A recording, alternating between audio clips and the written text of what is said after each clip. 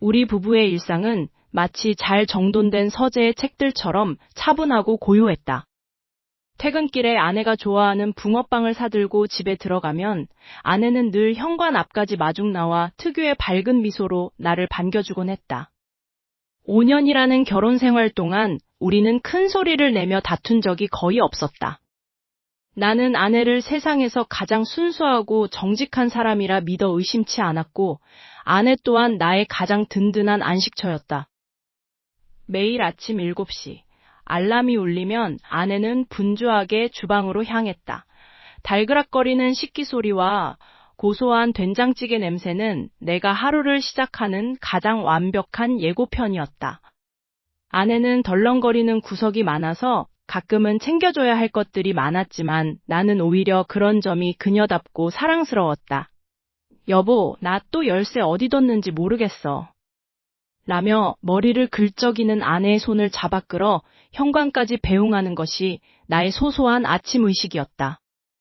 우리는 주말이면 근처 공원을 산책하거나 맛집을 찾아다니며 평범하지만 행복한 시간을 보냈다. 아내는 가끔씩 핸드폰을 보며 피식 웃곤 했는데 나는 그저 SNS에 올라온 재미있는 영상을 보나 보다 싶어 깊게 생각하지 않았다. 아내의 일거수일투족을 의심한다는 것은 내 사전에는 없는 일이었다. 그녀는 내게 그림자처럼 늘 곁에 머무는 투명한 존재였으니까. 나는 아내가 일하는 카페의 사장이 가끔 연락을 해올 때도 그저 동네에서 얼굴 익히고 지내는 사이려니 하며 대수롭지 않게 여겼다. 뻔뻔할 정도로 친근하게 굴던 그 남자의 말투도 그저 장사하는 사람들의 너스레라고만 생각했던 것이다. 그날은 유난히도 습하고 더운 여름날이었다. 나는 야근이 길어져 평소보다 늦게 퇴근하고 있었다. 찌든 피로가 어깨를 짓누르고 있었지만 집에 가면 있을 아내의 다정한 저녁상을 떠올리니 다시금 기운이 났다. 문득 핸드폰 진동이 울렸다. 아내에게서 온 메시지였다. 자기야, 오늘 너무 피곤해서 일찍 들어와서 쉬고 있어. 먼저 씻고 누웠어. 우리 여보도 고생 많아. 얼른 와. 메시지와 함께 사진 한 장이 첨부되어 있었다. 침대 헤드에 기대어 편안한 잠옷 차림으로 미소 짓고 있는 아내의 셀카였다. 나른한 표정이 무척이나 평온해 보였다. 그런데 사진을 확대해서 확인하려던 내 손가락이 순간 허공에서 멈췄다. 아내의 뒤편으로 보이는 벽면. 우리 집 침실 벽지는 은은한 베이지색 톤인데 사진 속 배경에 찍힌 벽면은 묘하게도 낯익은 짙은 그레이 톤의 페인트 마감이었다. 그리고 벽 한가운데 아주 미세하게 긁힌 자국 옆으로 내가 기억하는 그 카페 사장의 취향이 고스란히 묻어나는 투박한 철제 장식품의 그림자가 비스듬히 드리워져 있었다. 나는 심장이 덜컥 내려앉는 기분을 느끼며 핸드폰을 쥔 손을 바들바들 떨었다. 이곳은 우리 집이 아니었다. 대체 어디란 말인가? 내 머릿속에서 완벽했던 일상의 조각들이 비정상적인 속도로 파편화되기 시작했다. 그날 이후로 우리 집 거실 벽지에 묘하게 시선이 자꾸만 머물렀다. 사실 그 벽지는 이사 올 때 아내가 직접 골랐던 화려한 꽃무늬 패턴의 포인트 벽지였다. 평소라면 그냥 지나쳤을 그 반복적인 문양들이 왠지 모르게 불길하고 기이하게 느껴지기 시작했다. 마치 꽃잎 하나하나가 은밀한 눈이라도 되어 나를 감시하는 것 같은 착각에 빠졌다. 그날따라 유독 집안이 고요했고 아내의 움직임 하나하나가 평소보다 훨씬 더 신경 쓰였다. 아내는 최근 들어 부쩍 바빠졌다. 예전에는 퇴근 후면 의뢰 나랑 소파에 앉아 이런저런 수다를 떨곤 했는데 이제는 들어오자마자 휴대폰을 꼭 쥐고 화장실로 직행하거나 베란다 구석에서 누군가와 낮게 속삭이다가 내가 다가가면 화들짝 놀라며 전화를 끊곤 했다. 오늘 저녁 식사 자리에서도 그랬다. 아내는 숟가락을 드는 둥 마는 둥 하더니 멍하니 창밖을 바라보며 혼자 실없는 웃음을 흘렸다. 요즘 회사 일이 그렇게 재밌어? 아니면 뭐 좋은 일이라도 있는 거야? 내가 짐짓 아무렇지 않게 물었다. 아내는 순간 당황한 듯 눈동자를 이리저리 굴리다가 이내 자연스럽게 턱을 개며 대답했다. 응? 그냥 사장님이 가게 운영하시느라 고생이 많으시잖아. 아까 통화하는데 너무 웃겨서.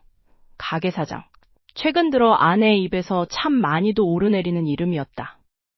우리 부부가 자주 가던 그 단골 술집의 주인인데 솔직히 말하면 처음에는 나도 그 사람과 꽤 가깝게 지냈다. 하지만 요즘 들어 아내가 그 사람을 언급하는 횟수가 눈에 띄게 잦아졌다. 사장님이 오늘 신메뉴를 개발했다느니, 손님이 없어서 사장님이 우울해한다느니, 마치 자신이 그 가게의 실질적인 운영자라도 된 것처럼 굴었다. 나는 그저 묵묵히 밥을 먹으며 아내의 표정을 살폈다. 무심코 흘리는 웃음 끝에 묻어나는 그 미묘한 설렘이 평온했던 우리 집 거실의 꽃무늬 벽지보다 훨씬 더 이질적으로 다가왔다. 아내는 식사를 마치자마자 서둘러 설거지를 끝내고 샤워를 하러 들어갔다. 욕실에서 물소리가 들려오기 시작했다. 나는 홀로 거실에 남아 여전히 기묘하게 느껴지는 꽃무늬 벽지를 멍하니 응시했다. 벽지의 화려한 무늬가 내 시야를 어지럽혔다. 그때였다. 식탁 위에 놓여있던 아내의 휴대폰이 징 하고 짧은 진동음과 함께 화면을 밝혀왔다. 잠금 화면 위로 알림창이 떴다. 발신자는 익숙한 이름, 가게 사장님. 나는 찰나의 고민도 없이 시선을 휴대폰으로 고정했다. 어둠 속에서 밝게 빛나는 화면 위로 선명한 글자 몇 개가 내 심장을 얼어붙게 만들었다. 사장님, 오늘 밤은 정말 우리 진짜 잊지 못할 밤이었지? 그날 기억하면 아직도 손이 떨려. 욕실 문 너머로 물소리가 멈췄다. 나는 심장이 터질 것 같은 고통 속에서 그 문장을 몇 번이고 다시 읽어내려갔다. 잊지 못할 밤이라니, 우리 아내가, 내 아내가 대체 저 사람과 무엇을 공유하고 있는 것인가? 머릿속이 하얗게 전멸했다.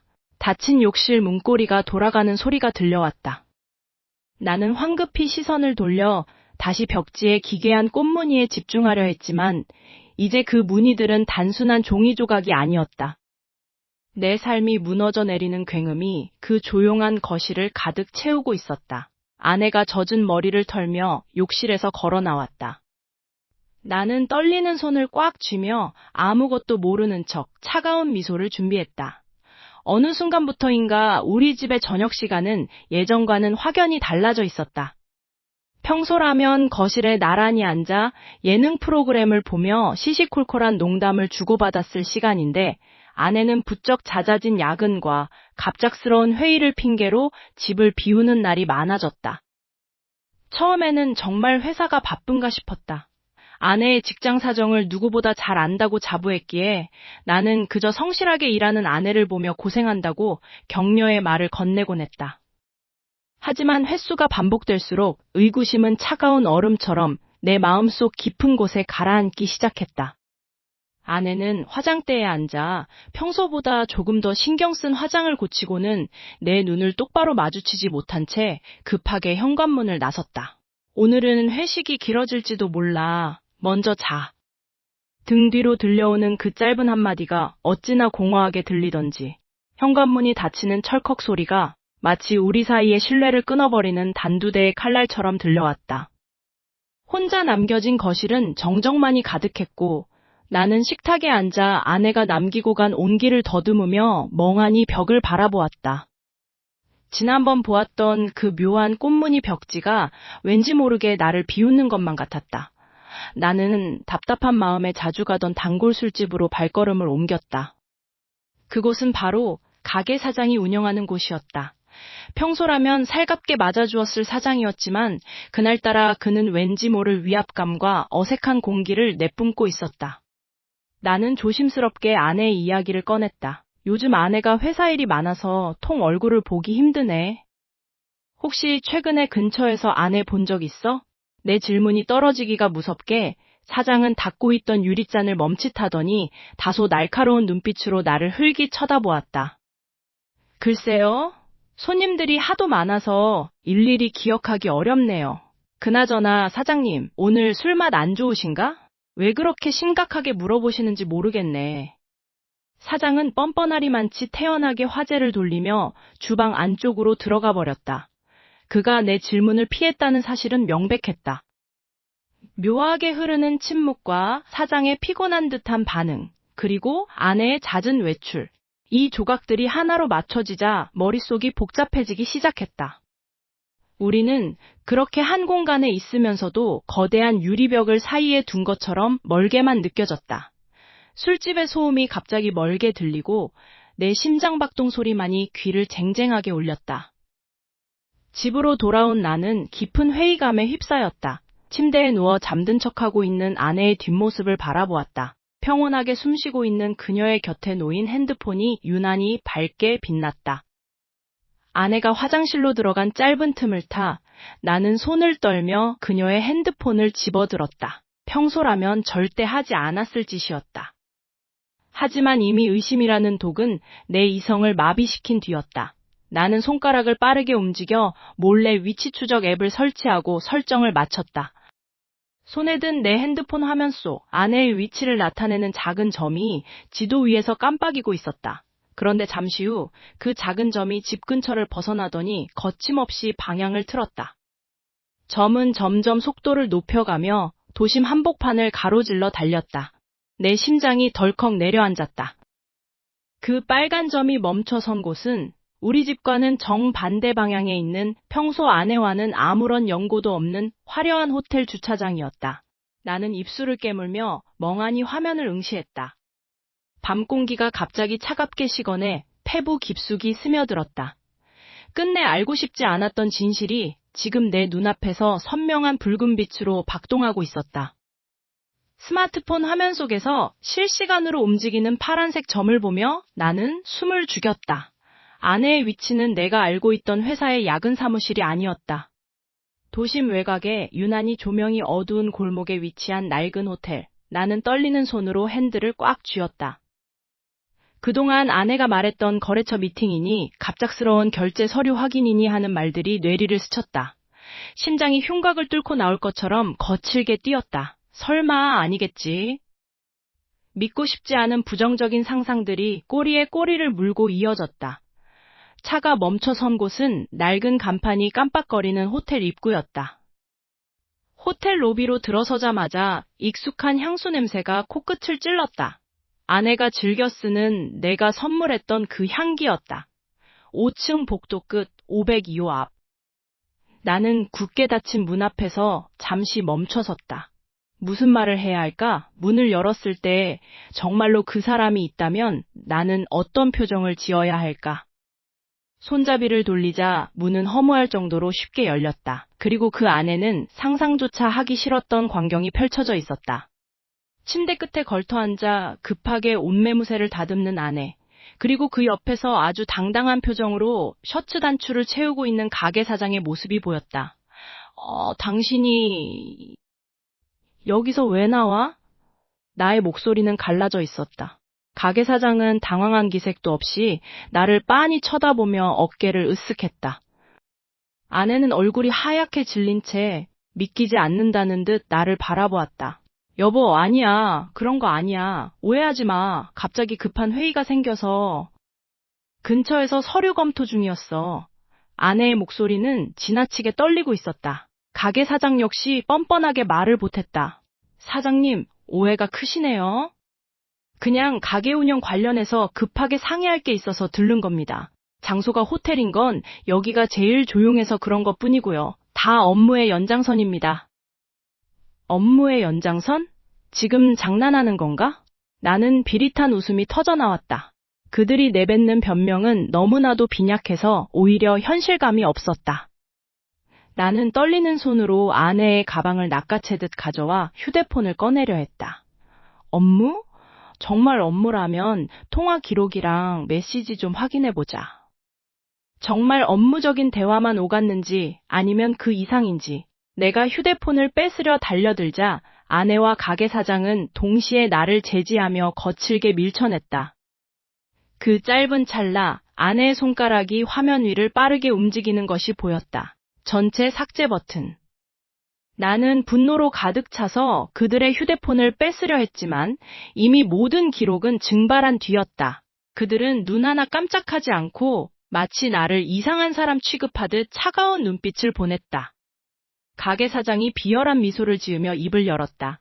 이거 보십시오. 사장님, 지금 완전히 제정신이 아니시네요. 의부증도 아니고 아무 잘못 없는 사람을 이렇게 몰아붙이다니. 본인 스스로가 지금 얼마나 편집증적인 망상에 사로잡혀 있는지 자각은 하십니까? 이게 지금 환자가 아니고 뭡니까? 아내 또한 눈물을 글썽이며 연기하듯 나를 몰아세웠다. 당신 요즘 너무 예민했어.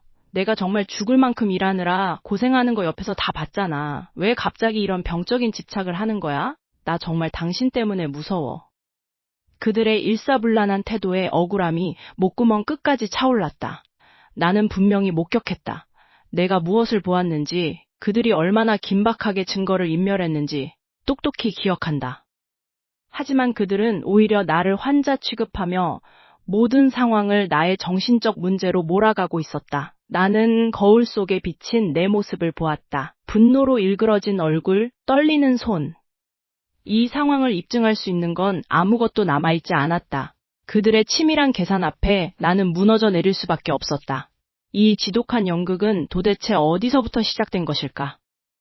내가 미쳐버린 것일까? 아니면 이들이 나를 미치게 만들고 있는 것일까?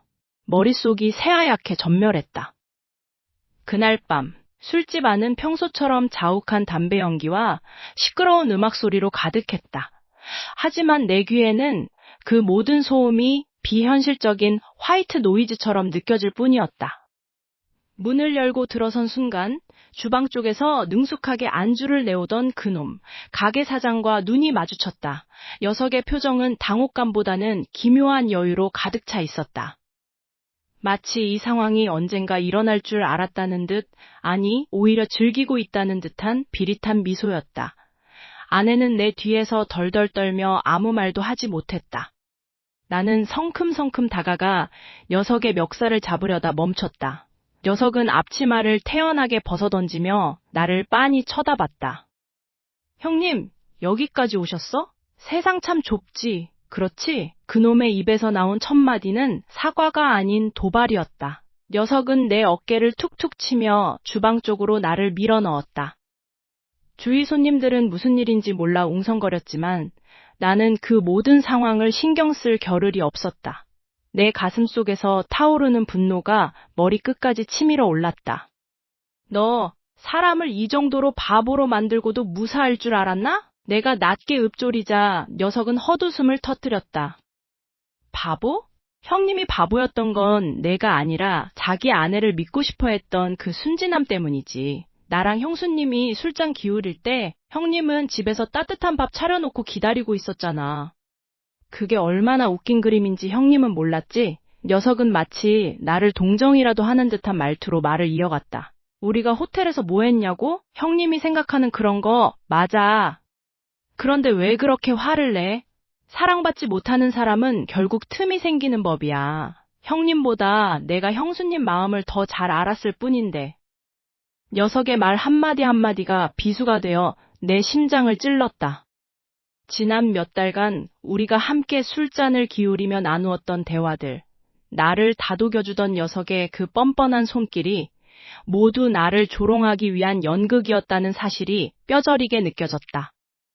아내는 그저 고개를 숙인 채 소리 없이 울고만 있었다. 사장은 내 멱살을 잡는 대신 오히려 내 넥타이를 가볍게 고쳐매주며 속삭였다. 너무 흥분하지 마. 어차피 다 지나간 일인데 형님만 비참해지잖아. 나는 주먹을 꽉 쥐었다. 당장이라도 저 뻔뻔한 얼굴을 후려치고 싶었지만 이상하리만치 차분해지는 나 자신이 무서웠다. 그때였다. 가게 구석에서 설거지를 하고 있던 평소 내성적이던 아르바이트생이 다가와 내 소매를 살며시 잡아당겼다. 그는 겁에 질린 눈으로 사장의 눈치를 살피더니 내 귓가에 거의 들리지 않을 정도의 낮은 목소리로 입을 열었다. 저기, 손님. 사장님한테 이런 말 하면 저도 당장 잘릴 거 아는데 그래도 이건 아니지 싶어서 말씀드려요. 사장님이 지난번부터 저한테 제일 만만한 단골 호구 하나 물어서 그 마누라랑 노는 게 제일 재밌다고 자랑하셨거든요. 수개월 전부터 술 취한 형님을 옆에 앉혀두고도 다른 단골들이랑 웃으면서 형님 뒷이야기를 했어요. 그 사람이 형님일 줄은 몰랐는데. 사장님은 사실 진작부터 모든 걸 다 계획하고 즐기셨던 거예요. 그 말을 듣는 순간 등골이 서늘해지며 눈앞이 아찔해졌다. 지난 수개월의 시간이 필름처럼 빠르게 지나갔다. 내가 녀석을 형제처럼 아끼며 고민을 털어놓던 그 자리에서 그는 내 아내를 품에 안을 상상을 하며 나를 비웃고 있었던 것이다. 나는 천천히 고개를 돌려 다시 그놈의 눈을 쳐다보았다. 녀석은 아르바이트생의 말을 들었는지 못 들었는지 여전히 입가에 비릿한 미소를 띠고 나를 내려다보고 있었다. 내 안에 무언가가 툭 하고 끊어지는 소리가 들렸다. 진실은 내가 상상했던 것보다 훨씬 더 더럽고 추악했다. 그날 밤 가게 사장과의 대치 이후 내 머릿속은 온통 혼란으로 뒤엉켜 있었다. 하지만 녀석의 비릿한 웃음소리가 뇌리에 박혀 떠나지 않던 그때 문득 떠오른 의문이 있었다. 단순히 불륜관계라면 왜 녀석이 그토록 나를 향해 여유로운 태도를 보였을까? 마치 모든 것이 계획대로 흘러가고 있다는 듯한 그 기분 나쁜 자신감은 도대체 어디서 나오는 것일까? 나는 아내가 잠든 사이 그녀가 평소에 그렇게도 철저하게 숨기려 했던 서랍 깊숙한 곳을 뒤지기 시작했다. 손이 떨려왔다. 우리가 함께 쌓아온 신뢰가 이 서류 몇 장으로 무너질지도 모른다는 공포보다 진실을 마주해야 한다는 직감이 나를 움직였다. 그리고 발견한 것은 경악을 금치 못할 금융거래 내역서들과 알 수 없는 차용증들이었다. 가게 사장의 이름으로 찍힌 거액의 대출 보증인에 아내의 이름이 올라와 있었다. 그것도 한두 번이 아니었다. 녀석은 처음부터 아내의 부주의함을 이용해 그녀를 경제적인 늪으로 끌어들였다. 아내가 가게 사장에게 빌린 돈은 결국 그의 사업자금으로 흘러들어갔고 아내는 그 빚을 갚기 위해 또다시 대출을 받는 악순환의 굴레에 빠져 있었다. 녀석은 단순한 상간남이 아니었다. 그는 아내를 철저히 조종해 우리 부부가 평생을 바쳐 일군 아파트와 예금까지 모두 자신의 손아귀에 넣으려던 지독한 설계자였다. 서류들을 하나하나 읽어내려갈수록 피가 거꾸로 솟는 기분이었다. 나라는 남편은 안중에도 없었다. 그저 그들은 나를 거대한 자금줄로 이용하고 있었던 것이다. 아내가 왜 그렇게 밤늦게까지 일을 한다고 거짓말을 했는지, 왜 점점 나에게서 거리를 두었는지 모든 퍼즐이 맞춰졌다. 그녀는 빚이라는 올가미에 묶여 녀석이 시키는 대로 움직이는 꼭두각시에 불과했다. 나는 분노로 몸을 떨며 거실로 나왔다. 모든 증거를 거실 탁자 위에 펼쳐놓았다. 이 사실을 알게 되면 그녀도 분명 충격을 받고 제정신을 차릴 것이라 믿었다. 아니, 제발 그랬으면 좋겠다고 간절히 바랐다. 얼마 후 인기척에 잠에서 깬 아내가 거실로 걸어 나왔다. 나는 떨리는 목소리로 물었다. 이게 다 뭐야? 이 인간이 너를 이용해 우리 재산을 다 털어가려고 한 걸 정말 몰랐던 거야? 나는 그녀가 오열하며 사실을 고백하고 함께 이 지옥 같은 상황에서 벗어나자고 애원할 것을 기대했다. 하지만 아내는 달랐다. 그녀는 탁자 위에 놓인 서류들을 한참 동안 무표정한 얼굴로 내려다보았다. 방 안에는 숨소리조차 들리지 않는 정적이 감돌았다. 한참의 시간이 흐른 뒤 천천히 고개를 든 아내의 눈동자에는 조금 전까지 내가 알던 순진하고 부주의했던 아내의 모습은 없었다. 대신 그 자리를 채운 것은 얼음장같이 차갑고 기괴할 정도로 건조한 냉소였다. 그녀는 나를 똑바로 쳐다보며 낮고 차분한 목소리로 내뱉었다. 이제 알았어? 사실 난 처음부터 다 알고 있었어. 그날 밤 우리 집 거실의 공기는 숨이 막힐 듯 무겁게 가라앉아 있었다. 나는 그동안 모아둔 증거들, 아내가 가게 사장에게 보낸 송금 내역과 그들의 부적절한 대화가 담긴 캡처본을 식탁 위에 펼쳐놓았다. 손이 떨려왔다. 믿었던 사람의 배신, 그 차가운 실체를 마주하는 일은 생각보다 훨씬 더 잔인했다. 아내는 내 앞에 앉아 있었지만 그녀의 눈빛은 이미 나를 향한 것이 아니었다. 이게 다 뭐야? 도대체 언제까지 사람을 감시할 생각이야? 아내의 첫마디는 사과가 아닌 방어였다. 그녀는 내 증거들을 훑어보더니 오히려 헛웃음을 터뜨렸다. 그 모습이 너무나 낯설어서 나는 순간 말문이 막혔다. 내가 그동안 보아왔던 순진하고 덜렁거리던 내 아내가 맞나 싶을 정도였다.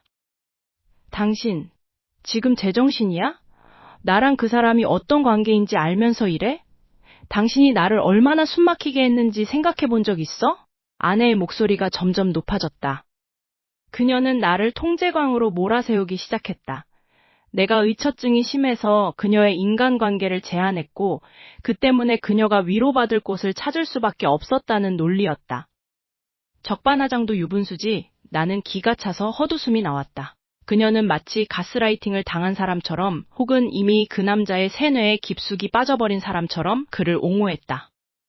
그 사람은 적어도 당신처럼 나를 의심하지 않아. 당신이 나를 옥죄는 동안 그 사람은 내 이야기를 들어줬다고. 당신이 나한테 준 게 도대체 뭔데? 고작 의심이랑 비난뿐이잖아. 그때 현관문이 열리더니 가게 사장이 뻔뻔하게 발을 들여놓았다. 그는 마치 이 집의 주인이라도 된 듯 태연하게 거실 한복판에 섰다. 나를 보고도 눈 하나 깜짝하지 않는 그 비열한 미소. 그는 주머니에서 태블릿 하나를 꺼내더니 식탁 위에 던져놓았다. 화면 속에는 내가 예전에 아내에게 보냈던 감정적인 문자 메시지들과 사소한 다툼의 기록들이 교묘하게 편집되어 있었다. 보세요, 김 선생님. 이게 당신이 아내분께 했던 가스라이팅의 증거들입니다. 당신의 집착이 이 가정을 어떻게 망가뜨렸는지 똑똑히 보세요. 그는 내가 과거에 아내를 걱정하며 보냈던 수많은 메시지를 마치 범죄 행위인 양 왜곡했다. 아내는 그 옆에 붙어서 나를 경멸 어린 눈으로 쳐다보았다. 나는 무력감을 느꼈다. 진실은 명확한데 그들은 이미 만들어진 거짓 프레임으로 나를 사회적 매장자로 만들 준비를 끝낸 것 같았다. 그가 나를 비웃으며 내뱉는 말들은 하나하나가 날카로운 칼날이 되어 내 가슴을 파고들었다. 당신 같은 사람이 정상적인 결혼 생활을 했다고 생각해요? 주변 사람들에게 당신이 어떤 사람인지 다 말해둘 겁니다. 당신이 얼마나 위험한 사람인지 그들이 알게 될 테니까. 그의 말은 예고였다. 그는 내 직장 동료들, 그리고 우리가 함께 알고 지내는 지인들에게까지 연락을 돌리겠다고 협박했다. 나는 그를 당장이라도 쫓아내고 싶었지만 아내가 그 앞을 가로막고 나를 밀쳐냈다. 거실 바닥에 쓰러진 내 눈앞으로 그들의 그림자가 길게 늘어졌다. 그가 떠나고 한참 뒤, 정적만이 감도는 집 안으로 낯선 등기 우편 하나가 도착했다. 떨리는 손으로 봉투를 뜯어 확인한 내용은 내 심장을 얼어붙게 만들기에 충분했다. 귀하가 현재 지속적으로 수행하고 있는 행위는 명백한 스토킹 및 괴롭힘에 해당합니다. 즉시 해당 행위를 중단하지 않을 경우 형사 고소와 함께 민사상 막대한 손해배상을 청구할 것임을 통보합니다. 발신인은 그 사장이 선임한 법률 대리인이었다. 이제 그들은 나를 아내를 뺏어간 가해자가 아니라 자신들을 괴롭히는 스토커로 몰아가고 있었다. 나는 벼랑 끝에 몰려 있었다. 법이라는 이름의 가면을 쓴 그들의 반격에 나는 숨조차 제대로 쉴 수 없었다. 이 싸움은 이제 단지 우리 부부만의 문제가 아니게 되어버렸다.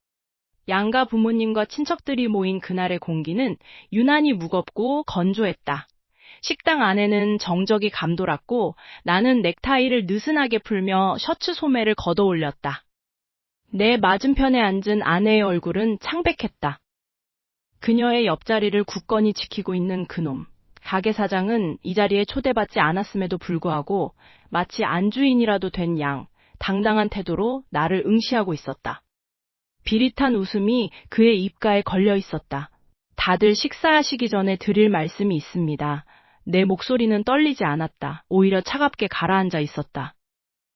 나는 품 안에서 두툼한 봉투를 꺼내 테이블 위에 가볍게 던졌다. 둔탁한 소리가 정적을 깼다.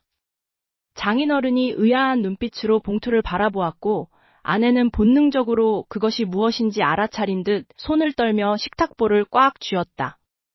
그놈의 눈동자가 잠시 흔들렸지만 그는 곧바로 뻔뻔한 미소를 지으며 내 팔을 잡으려 했다. 형님, 가족들 모인 자리에서 이게 무슨 추태입니까? 술 드셨어요? 그놈의 입에서 형님이라는 단어가 나오는 순간 구역질이 치밀어 올랐다. 나는 그놈의 손을 거칠게 쳐냈다. 추태? 진짜 추태가 뭔지 보여줄까? 이 봉투 안에는 당신이 내 아내와 나눈 은밀한 대화, 호텔 출입 기록, 그리고 무엇보다 중요한 것이 들어있지. 당신이 내 아내를 빚더미에 앉게 하고 그 빚을 핑계로 우리 부부의 공동재산을 당신 명의의 유령회사로 빼돌리려던 금융 사기 증거 말이야. 식당 안이 순식간에 술렁였다. 장모님은 충격을 받은 듯 입을 막았고 장인어른의 얼굴은 불그락푸르락 변해갔다. 나는 아내를 빤히 바라보았다. 그녀는 나를 보지 못했다. 그저 자신의 무릎 위에 올린 손만 바라보며 떨고 있을 뿐이었다. 그녀는 끝까지 그놈의 그늘 아래서 현실을 부정하고 있었다. 내 관찰력이 날카로울수록 그들의 파멸은 더 잔인하게 드러나고 있었다. 나는 증거 서류를 하나씩 꺼내 식탁 위에 펼쳐놓았다. 계좌이체 내역, 날짜별로 정리된 그놈들의 대화, 그리고 명의 도용의 흔적들, 그것은 완벽한 시한폭탄이었다. 당신 정말 아무것도 몰랐어? 이 사람이 당신을 이용해 내 모든 걸 뺏으려 했던 거 정말 몰랐냐고. 내 물음에도 아내는 대답하지 않았다. 그놈이 슬그머니 자리에서 일어나 도망치려 했다. 나는 그를 붙잡으려 했지만 예상치 못한 상황이 벌어졌다. 멍하니 고개를 숙이고 있던 아내가 갑자기 자리에서 벌떡 일어난 것이다. 그녀의 눈빛은 내가 알던 순진하고 부주의했던 모습이 아니었다. 도끼가 가득 찬 낯선 여자의 눈빛이었다. 그녀는 떨리는 손으로 가방을 뒤지더니 서류 한 장을 꺼내 내 얼굴 앞으로 들이밀었다. 그것은 이미 깔끔하게 날인이 찍힌 이혼 합의서였다. 이 모든 게 다 당신 때문이야. 당신의 그 잘난 관찰력, 그 지긋지긋한 의심 때문에 내 숨통이 얼마나 조여졌는지 알기나 해? 사장님은 내 편이었어. 나를 이해해주고 이 답답한 결혼 생활에서 탈출할 방법을 알려준 유일한 사람이라고. 당신은 끝까지 남탓만 하네? 우리 가족을 이렇게 파멸시킨 건 당신이야. 당신이 나를 이렇게까지 몰아붙였으니까 책임져. 이혼해. 그녀의 목소리는 식당 안을 날카롭게 파고들었다. 나는 멍하니 그녀가 내민 이혼 서류를 내려다보았다. 잉크조차 마르지 않은 듯한 서류의 차가운 질감이 손끝에 전해졌다. 그놈은 그제야 안심한 듯 비열한 웃음을 흘리며 아내의 어깨를 감쌌다. 완벽한 함정이었다. 나는 모든 것을 폭로하려 했지만 그들은 오히려 그 폭로를 기다렸다는 듯 나를 가해자로 몰아세우며 마지막 패를 던졌다. 심장이 덜컥 내려앉는 기분. 모든 계획이 엉망이 된 순간이었다. 법원은 차가웠다. 판사의 건조한 목소리가 내 이혼 판결문을 낭독할 때 나는 그저 창밖으로 보이는 앙상한 가로수만을 응시했다. 긴 싸움 끝에 얻어낸 승리였지만 마음 한구석에는 마치 커다란 구멍이라도 뚫린 듯한 공허함만이 밀려왔다. 재산분할 과정은 처참했다. 그동안 우리가 함께 쌓아 올렸던 추억과 신뢰는 흔적도 없이 사라지고 오직 돈과 서류만이 서로의 가치를 증명하는 유일한 수단이 되어 있었다. 아내는 여전히 자신의 잘못을 인정하지 않았다. 재판장 문을 나설 때 그녀는 나를 향해 일말의 미안함이 담긴 눈빛조차 보내지 않았다. 오히려 나를 가해자로 지목하며 끝까지 자신을 정당화하려는 그 뻔뻔한 태도가 지난날 내가 사랑했던 사람이 맞는지 의심하게 만들었다. 모든 것이 끝났다. 서류상으로 우리는 타인이 되었다. 집으로 돌아와 텅 빈 거실을 둘러보니 곳곳에 남아있는 아내의 흔적들이 오히려 더 선명하게 고통을 자극했다. 식탁 위에 놓인 반쯤 마신 물컵, 구석에 굴러다니는 머리끈 하나까지도 그간의 시간이 얼마나 허망했는지를 속삭이는 듯 했다. 그녀는 그 가게 사장에게 모든 것을 쏟아부었고 결과적으로 우리 부부의 삶을 파멸로 이끄는 대가를 치렀다. 나는 변호사에게 전화를 걸어 최종 절차가 완료되었음을 확인했다. 이제 나는 자유다. 그런데 왜 이토록 가슴이 답답하고 숨이 막히는 걸까? 내가 정말 원했던 것은 이런 결과가 아니었다. 평온했던 저녁, 서로의 일상을 공유하며 소소한 행복을 나누던 그 시절로 돌아가고 싶었을 뿐이다. 하지만 그 평화는 이미 오래전부터 서서히 부식되고 있었다. 사장은 내 아내를 단순한 불륜 상대로 이용한 것이 아니라 나의 인생을 무너뜨리기 위한 체스판의 말로 사용했다. 그가 나를 보며 지었던 그 비열한 미소.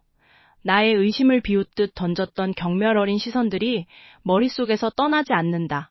짐을 정리하다가 결혼 반지를 발견했다. 반짝거려야 할 금속은 이미 색이 발해 있었다. 나는 그것을 쓰레기통에 던져버렸다. 하지만 그 행위만으로 과거의 상처가 지워지지는 않았다. 재판은 끝났지만 심리적인 감옥은 이제부터가 시작이라는 생각이 들었다. 의심이라는 놈은 마치 독처럼 내 혈관을 타고 흘렀다. 이제 나는 누구를 믿어야 할까? 아니, 믿음이라는 것 자체가 존재하기는 하는 걸까? 창밖으로 어둠이 깔리고 거리에는 가로등이 하나둘 켜졌다. 문득 창문을 내다보다가 길 건너편 익숙한 그림자를 보았다. 가로등 불빛 아래 서 있는 너무나도 익숙한 실루엣, 바로 그 가게 사장이었다. 그는 여유로운 태도로 담배를 피우며 마치 사냥감을 지켜보는 포식자처럼 우리 집을 올려다보고 있었다. 법적인 처벌을 받았음에도 불구하고 그의 눈빛은 조금도 흔들림이 없었다. 오히려 그는 나를 향해 옅은 미소를 지어 보였다. 나의 승리가 정말 승리인 걸까? 아내는 그에게 버려졌고 나는 그를 법의 심판대에 세웠지만 그는 여전히 저 자리에 서서 나를 조롱하고 있다. 그가 짓는 그 비릿한 웃음 속에는 내가 알지 못하는 또 다른 계획이 숨겨져 있는 것만 같다. 나는 현관문을 꽉 쥐었다. 심장이 미친 듯이 뛰기 시작했다. 그는 무엇을 더 노리고 있는 걸까? 나는 정말로 이 지옥 같은 시간에서 벗어난 것일까? 아니면 또다시 그가 설계해둔 더 거대한 함정 속으로 제 발로 걸어 들어가는 중인 걸까? 어둠 속에서 번뜩이는 그의 눈빛이 오늘 밤 더 이상 잠들 수 없게 만든다. 과연 나는 이 지독한 악몽의 굴레를 완전히 끊어내고 온전한 나로서 다시 일어설 수 있을까? 저 남자가 저렇게 버젓이 살아 숨쉬며 나를 응시하는 한, 나의 평온은 영영 오지 않을 것만 같다. 차가운 밤 공기가 창문을 통해 스며들었다. 나는 그가 시야에서 사라질 때까지 한 걸음도 움직일 수 없었다. 시작은 했지만 과연 끝은 어디일까?